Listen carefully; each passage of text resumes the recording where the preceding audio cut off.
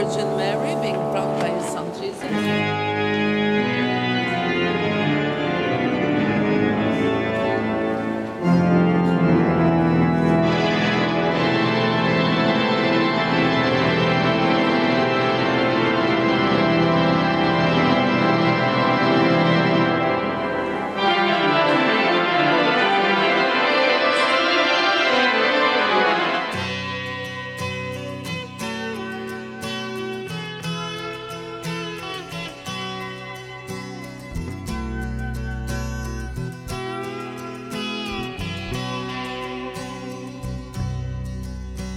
The legend lives on from the Chippewa on down of the big lake they call Gitchagumi.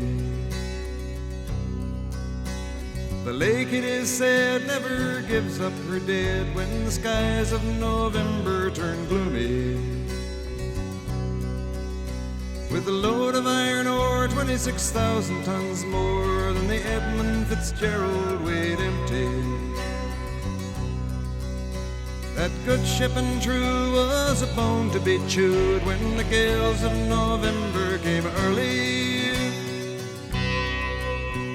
The ship was the pride of the American side, coming back from some mill in Wisconsin.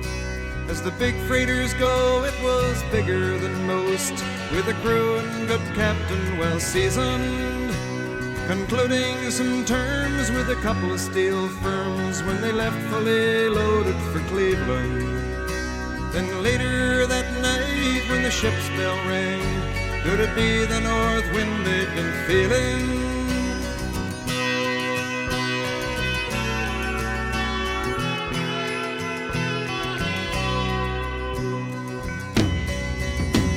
The wind in the wires made a tattletale sound, and the wave broke over the railing. And every man knew, as the captain did too, 'twas the witch of November come stealing. The dawn came late and the breakfast had to wait when the gales of November came slashing. When afternoon came, it was freezing rain in the face of a hurricane west wind.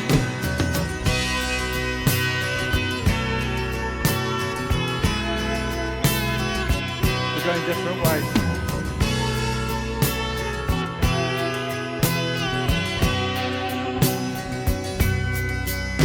When supper time came, the old cook came on deck saying, "Fellas, it's too rough to feed you." At 7 p.m. a main hatchway caved in. He said, "Fellas, it's been good to know ya." The captain wired in, he had water coming in, and the good ship and crew was in peril. And later that night, when his lights went out of sight, came the wreck of the Edmund Fitzgerald.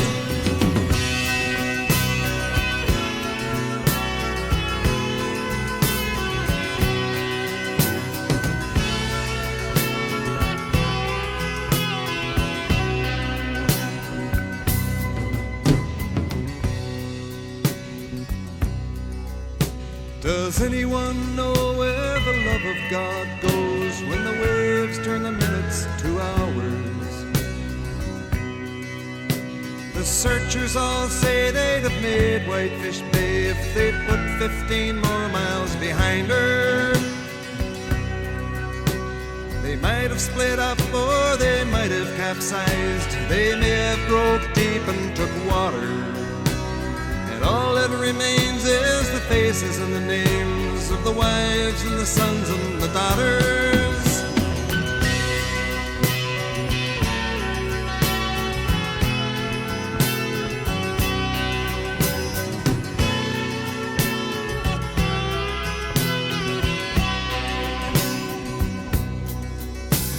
Lake Huron rolls Superior sings in the rooms of her ice water mansion. Old Michigan steams like a young man's dreams. The islands and bays are for sportsmen.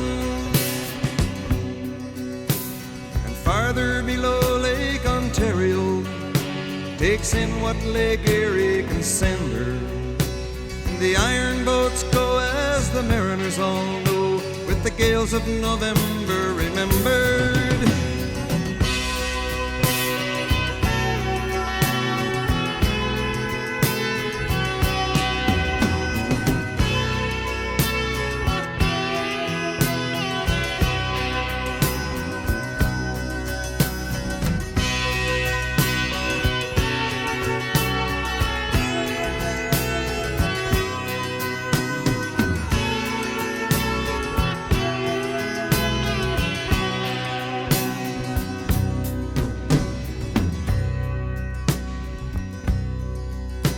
In a musty old hall in Detroit, they prayed in the Maritime Sailors' Cathedral. The church bell chimed till it rang 29 times for each man on the Edmund Fitzgerald.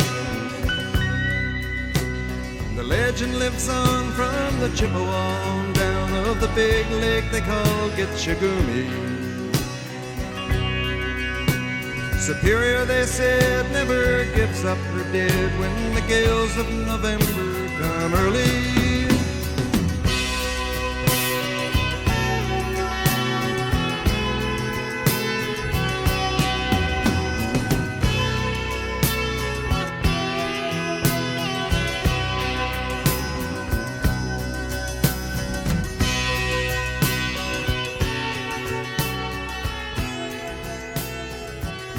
Event, and he was standing on the balcony of City Hall, and he finished his speech with the words, "Long live Quebec, long live the free Quebec."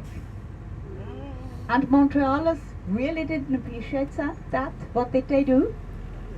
They picked him up, they drove him to the airport and sent him home. That was the end of his visit then. I agree.